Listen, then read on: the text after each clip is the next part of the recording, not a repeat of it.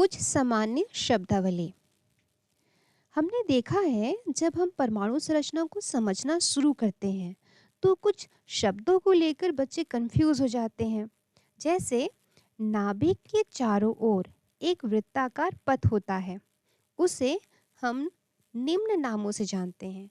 जैसे कोश, इंग्लिश में उसे शेल कहते हैं, या कक्ष, ऑर्बिट, या ऊर्जा स्तर, एनर्जी लेवल, या फिर हम इसे मुख्य क्वांटम संख्या, प्रिंसिपल क्वांटम नंबर भी कहते हैं, जिसे हम स्मॉल एन से प्रदर्शित करते हैं।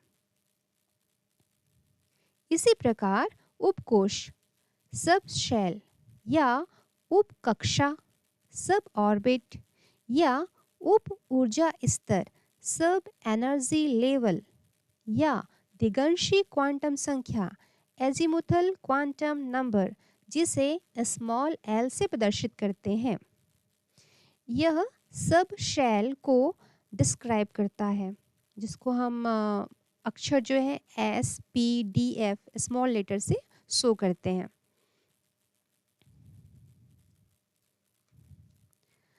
कक्षक, ऑर्बिटल, या चुंबकीय क्वांटम संख्या, मैग्नेटिक क्वांटम नंबर, इसे स्मॉल एम से प्रदर्शित करते हैं। स्मॉल एम यह उपकोश के कक्षक को डिस्क्राइब करता है। बच्चों, आगे हम जो है कक्ष और कक्षक में अंतर को भी जानेंगे। तो ये जो शब्दावली है, इसमें ये एक साथ हमने इसलिए बताया है ताकि यदि कभी शेल यूज़ होता है, कभी ऑर्बिट यूज़ होता है, या एनर्जी लेवल यूज़ होता है, तो उन चीज़ों को आप समझ पाएँ कि एक ही चीज़ों के बारे में हम वहाँ पे बात कर रहे हैं। प्रकाश का विवर्तन, डिफ्रैक्शन ऑफ लाइट, किसी अवरोध की कोर यानी किनारे से प्रकाश का मुड़ना विवर्तन है। परिभाषा: तरंगों का अपने सरल रेखी पथ से विचलित होकर अवरोधक के तीक्ष्ण किनारों पर मुड़ने और उनकी ज्यामितीय छाया में फैल जाना विवर्तन कहलाता है। एक बार फिर से देखेंगे। तरंगों का अपने सरल रेखी पथ से विचलित होकर अवरोधक के तीक्ष्ण किनारों पर मुड़ने और उनकी ज्यामितीय छाया में फैल जाना विवर्तन कहलाता है। गेमाल्डी वैज्ञानिक ने सर्वप्रथम यह दिखलाया कि प्रकाश तरंगों का विवर्तन होता है। विवर्तन के उदाहरण: दूरदर्शी में तारों के प्रतिबिंब तीक्ष्ण बिंदुओं की तरह दिखाई ना देकर अस्पष्ट धब्बों की तरह दिखाई देते हैं, जो कि प्रकाश के विवर्तन का उदाहरण है।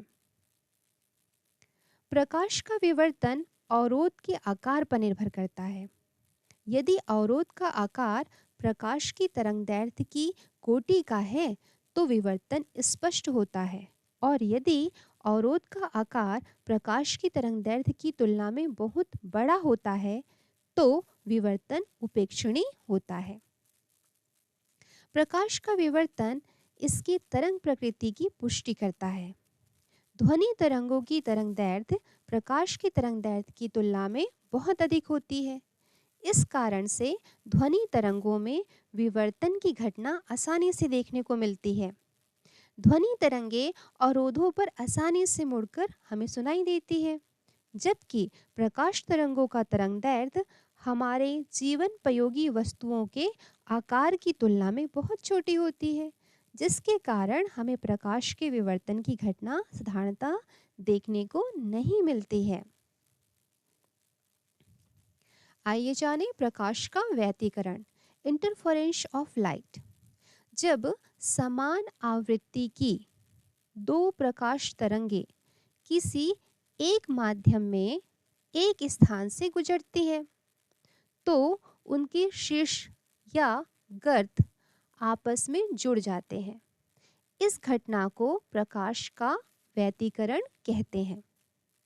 एक बार फिर से, जब समान आवृत्ति की दो प्रकाश तरंगे किसी एक माध्यम में एक स्थान से गुजरती है तो उनके शीर्ष या गर्त आपस में जुड़ जाते हैं। इस घटना को प्रकाश का व्यतिकरण कहते हैं। व्यतिकरण का सिद्धांत प्रकाश के तरंग प्रकृति की पुष्टि करता है। थॉमस यंग ने सर्वप्रथम प्रकाश के व्यतिकरण को प्रयोगात्मक रूप से दर्शाया। आइए देखें व्यतिकरण के प्रकार। व्यतिकरण दो प्रकार के होते हैं। पहला समपोषी व्यतिकरण, कंस्ट्रक्टिव इंटरफेरेंस। दूसरा विनाशी व्यतिकरण, डिस्ट्रक्टिव इंटरफेरेंस। समपोषी व्यतिकरण, माध्यम के जिस बिंदु पर दोनों तरंगे समान कला में मिलती हैं, अर्थात दोनों तरंगों के शीर्ष या गर्त एक साथ पड़ते हैं, उस बिंदु पर दोनों तरंगे एक दूसरे के प्रभाव को बढ़ाती हैं। अतः प्रकाश की परिणामी तीव्रता अधिकतम होती है। इस प्रकार के व्यतिकरण को समपोषी व्यतिकरण कहते हैं। विनाशी व्यतिकरण, माध्यम की जिस बिंदु पर दोनों तरंगे किसी विपरीत कला में मिलती हैं, अर्थात एक तरंग के शीर्ष पर दूसरी तरंग का गर्त या एक तरंग के गर्त पर दूसरी तरंग का शीर्ष पड़ता है, तो उस बिंदु पर दोनों तरंगे एक दूसरे के प्रभाव को नष्ट कर देती है। अतः उस बिंदु पर प्रकाश की परिणामी तीव्रता न्यूनतम या शून्य होती है। इस प्रकार के व्यतिकरण को विनाशी व्यतिकरण कहते हैं। व्यतिकरण के उदाहरण, पानी के ऊपर तेल की परत का चमकना, साबुन के पतले झाग में चमकदार रंगों का बनना। डी ब्रॉगली परिकल्पना, हाइपोथेसिस ऑफ डी ब्रॉगली। कणिका सिद्धांत के अनुसार प्रकाश छोटे छोटे कणों से मिलकर बने होते हैं। तरंग सिद्धांत के अनुसार प्रकाश की प्रकृति तरंग जैसी होती है। 1905 में आइंस्टाइन ने यह सुझाव दिया कि प्रकाश में कण और तरंग दोनों के गुण मौजूद होते हैं। आइंस्टाइन ने कहा था कण और तरंग दोनों के गुण होते हैं। प्रकाश की इस प्रकृति को आइंस्टाइन ने प्रकाश की द्वैत प्रकृति, डाउल नेचर नाम दिया। लुईस डी ब्रॉगली ने प्रकाश की इस द्वैत प्रकृति का और अधिक विस्तृत रूप से अध्ययन किया और सन 1924 में यह प्रतिपादित किया कि यह द्वैत प्रकृति पदार्थों में भी पाई जाती है। इसे डी ब्रॉगली परिकल्पना भी कहते हैं। डी ब्रॉगली ने ऐसे कणों की तरंगदैर्घ्य लैम्डा के लिए प्लांक का क्वांटम सिद्धांत और आइंस्टाइन की रिलेटिविटी की हेल्प से एक व्यंजक उत्पन्न किया जिसे डी ब्रॉगली समीकरण कहते हैं। तो चलिए हम देखें इस परिकल्पना की, हाइपोथेसिस की जो डेरिवेशंस हैं वो देखें। बहुत ही सिंपल है। जैसे आइंस्टीन के समीकरण के अनुसार क्या होता है, E = mc², हमने इसे इक्वेशन 1 माना। मैक्स प्लांक के अनुसार विकिरण की ऊर्जा E = hν, इसको हमने इक्वेशन 2 मान लिया। अब हमको, या फिर हम यहाँ पे दोनों E है तो हम इसे लिख सकते हैं mc² = hν, तो mc² = hν, ये हो गया इक्वेशन 3। ठीक है। और हम जानते हैं कि न्यू इक्वल टू होता है c/λ, तो हम यहाँ पे न्यू की वैल्यू हम वहाँ पे पुट कर देंगे c/λ, ये इक्वेशन 4 हो गया। और अब यहाँ पे आप देख रहे हैं c और c है तो ये कट हो जाएंगे, तो हमें इसको सॉल्व करने पे mc = h/λ, ये हो गया हमारा equation 5।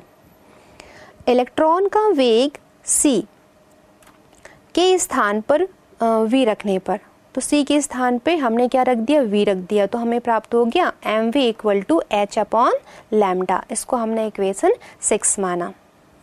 M V equal to H upon lambda, इसको इक्वेशन 6 था, तो एम वी की जगह हम लिख सकते हैं पी, संवेग होता है पी जो है वो द्रव्यमान गुणित वेग, तो संवेग इक्वल टू हो जाएगा एच अपॉन लैम्डा, ये हमारा इक्वेशन 7 हो गया।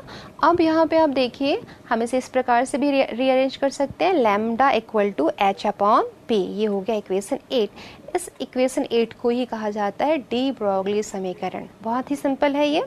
तो यहाँ पे लैम्डा क्या हो गया, तरंगदैर्घ्य, एच हो गया प्लांक का स्थिरांक, और पी हो गया इलेक्ट्रॉन का संवेग। एच क्या है, प्लांक का स्थिरांक है, तो हम इसे इस प्रकार भी लिख सकते हैं, लैम्डा व्युत्क्रमानुपाती होगा 1 अपॉन पी के।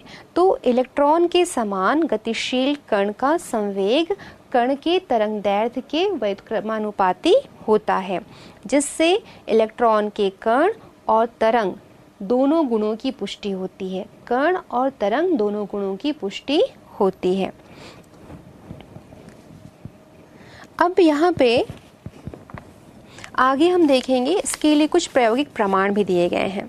तो जब कैथोड किरणों अर्थात इलेक्ट्रॉन पुंज के मार्ग में हल्का पदक रखा गया, एक व्हील्स रखी गई, तो वह घूमने लगा, जिससे इलेक्ट्रॉन में कण के गुण की पुष्टि होती है। दूसरा प्रयोग इसके लिए किया गया कि डेविस, जर्मन एवं थॉमसन ने 1927 में प्रयोग द्वारा यह सिद्ध कर दिखाया कि निकिल के क्रिस्टल से 6 किरणों की भांति उत्सर्जित इलेक्ट्रॉन विवर्तन उत्पन्न करते हैं। तो ये भी इसके प्रायोगिक प्रमाण है, क्योंकि विवर्तन जो है वो या विवर्तन इलेक्ट्रॉन में विवर्तन उत्पन्न होता है, ये इन्होंने यहाँ से क्या किया, प्रयोग के द्वारा सिद्ध किया। तीसरा था रीड तथा थॉमसन ने 1927 में इलेक्ट्रॉन के व्यतिकरण की क्रिया को बताया था, जिससे डी ब्रोगली के इलेक्ट्रॉन के तरंग स्वरूप की पुष्टि होती है। तो विवर्तन को भी देख लिया, व्यतिकरण को भी देख लिया। इसके बाद हम देखते हैं इन चित्रों को। उपयुक्त तथ्यों के आधार पर डी ब्रोगली द्वारा परमाणु का मॉडल निम्न प्रकार से यहाँ पे दिखाया गया है। 2 मॉडल यहाँ पे देख रहे हैं हम, एक है स्वीकृत मॉडल और दूसरा है अस्वीकृत मॉडल। तो स्वीकृत मॉडल में देखिए कि इलेक्ट्रॉन जो है वो गति कर रहा है, ऊपर है नीचे, शीर्ष और गर्त के रूप में वो गति कर रहा है, फिर आगे जहाँ से वो गति करना शुरू करता है वहीं पे वह मिल जाता है, और इसे हमने कहा स्वीकृत मॉडल। और दूसरा जो है वो अस्वीकृत मॉडल, जिस पे वो गति कर रहा है लेकिन वहीं पे आके नहीं रुका है, जहाँ से उसने शुरू किया था वो उससे अलग हो जाता है, तो ये अस्वीकृत मॉडल है। अस्वीकृत इसलिए क्योंकि इसका मान जो हो भिन्न में प्राप्त होगा, इसका मान भिन्न में प्राप्त होगा, जो कि सही नहीं है, इसलिए इस मॉडल को अस्वीकृत कर दिया गया। तो डी ब्रोगली द्वारा स्थापित संबंध को ही क्या कहा गया, यूनिवर्सल मान्यता दी गई, तथा इसे अति सूक्ष्म कणों पर सफलतापूर्वक लागू किया जा सकता है। द्रव्य तरंगों का वेग कम होता है तथा इनका तरंगदैर्घ्य भी कम होता है, और ये निर्वात में भी विकिरित नहीं होते हैं। डी ब्रोगली परिकल्पना का महत्व। नील्स बोर की तीसरी अवधारणा के अनुसार इलेक्ट्रॉन का कोणीय संवेग कक्ष की त्रिज्या के समानुपाती होता है, ठीक है, यानी mvr equal to nh upon 2 Niels Bohr ने mvr equal to nh upon 2 तो बताया, लेकिन ये संबंध इसमें कैसे स्थापित हुआ, ये रिलेशन कैसे स्थापित हुआ, ये नील्स बोहर जो है वो नहीं बता पाए। तो इस संबंध को बताया डी ब्रोगली ने। देखिए कैसे, हम जानते हैं कि कण यानी इलेक्ट्रॉन वृत्त की परिधि पर गति करता है, इसका मतलब हुआ 2πr equal to n lambda, और लैम्डा इक्वल टू होता है h अपॉन p। तो यहाँ पे लैम्डा का मान हम पुट कर देंगे 2πr equal to n h upon p। जब कण प्रकाश के वेग से गति करता है तब p इक्वल टू होता है mv, ठीक है, प्रकाश के वेग से गति करता है तो p इक्वल टू mv के बराबर होता है, संवेग बराबर द्रव्यमानगत वेग। अब यहाँ पे हम p की वैल्यू पुट करेंगे 2πr equal to nh upon mv, अब इसको हम रीअरेंज कर लेंगे तो MVR equal to NH upon 2 प्राप्त हो गया। ये जो रिलेशंस हैं वो यहाँ पे प्राप्त हो गए। तो उपयुक्त संबंध स्थापित करने के कारण 1937 में डी ब्रॉगली तथा डेविसन जर्मर को नोबेल पुरस्कार प्रदान किया गया था इस रिलेशन को बताने के लिए।